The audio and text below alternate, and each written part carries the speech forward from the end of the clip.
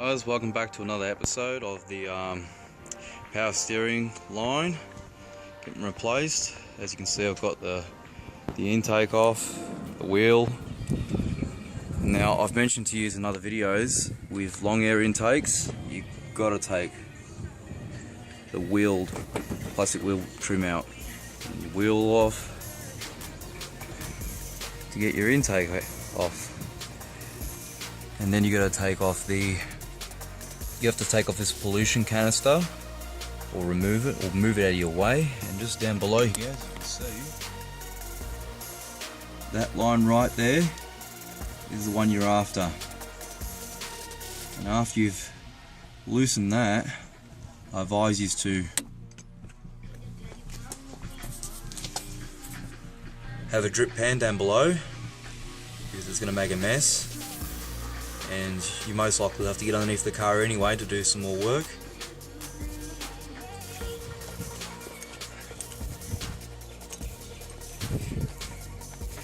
As you can see, I got a rag over it because it was making a mess on the engine bay. It was getting up on here, as you can see. It was spraying and making a mess. There's over 300 foot-pounds of pressure going through that line. Yeah. Unfortunately, I have to get all the way down here.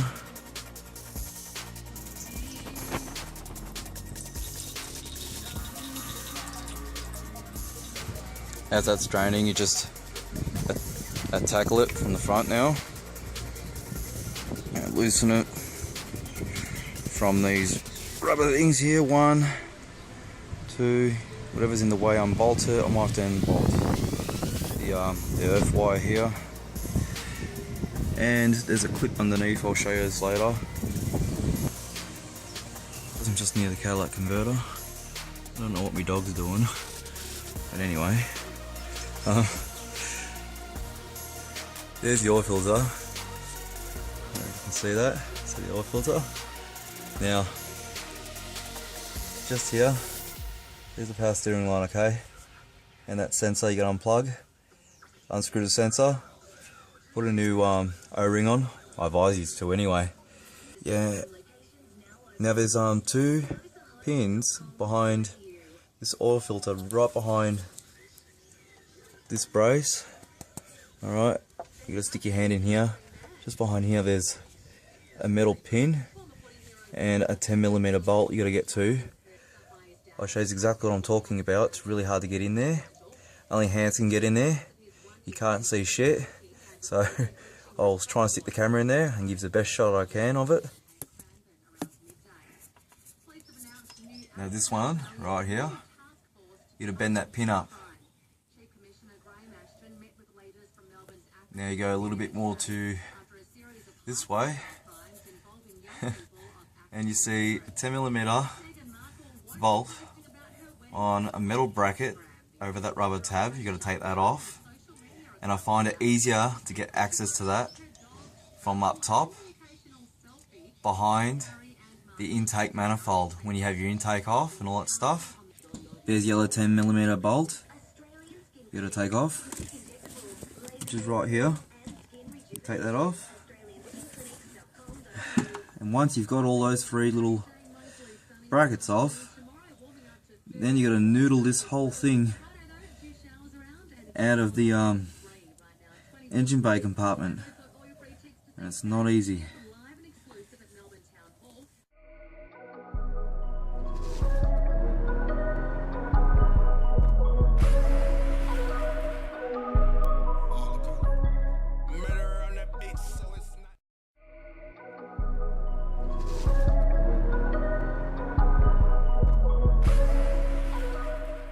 Alright guys, I got a little bit carried away here.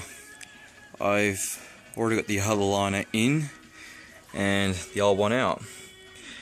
Yeah, the reason why I didn't film it, I had such a tough time getting that out of the engine bay.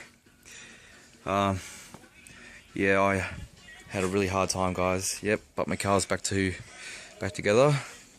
Now, what was different, I was so lucky I found a reconditioned line at the wrecking yard on another Prelude. I couldn't believe it. You see that? That's not a Honda one. This is the Rico line. These are original, and so's the other end on the other side over there.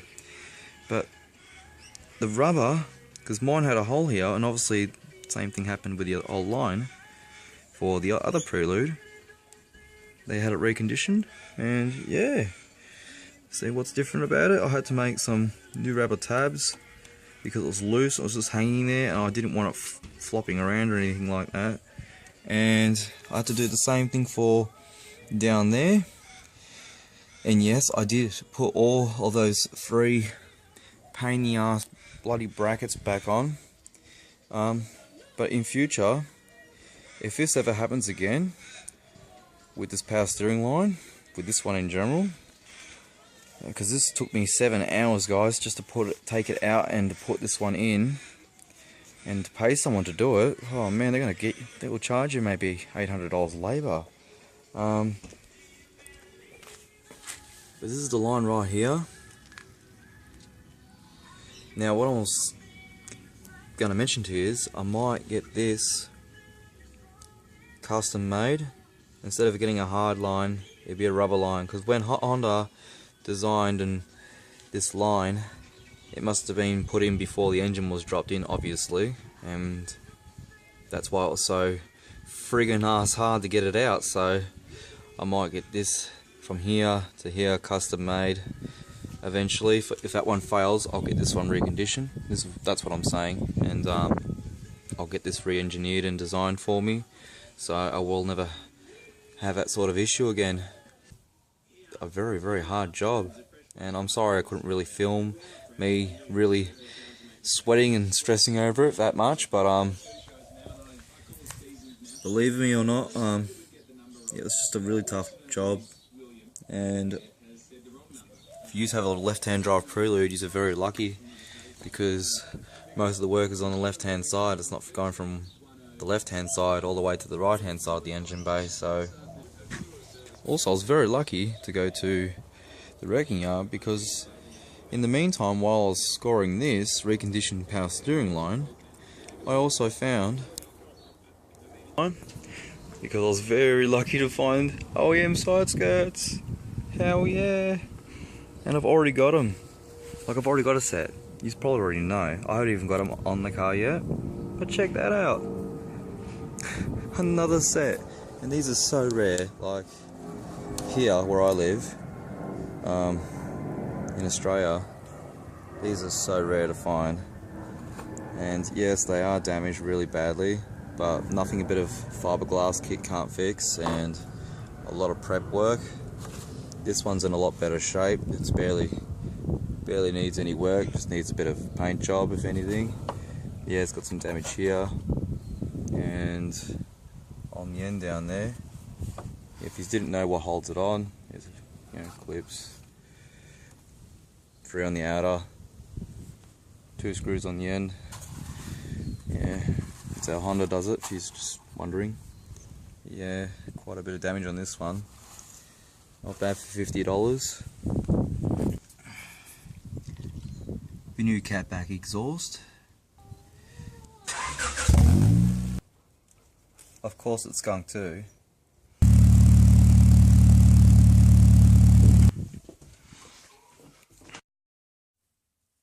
Yeah, I'm very rapt that I found these original OEM side skirts. Like I said, that one's really badly damaged. Look at that big ass crack. It's alright. Like I said, nothing like a fiberglass kit can't fix. And that one came from wrecking yard as well, okay? And it was damaged, and it was blue and everything, and I repainted it and the whole lot. So, anyway, let's go back to the car.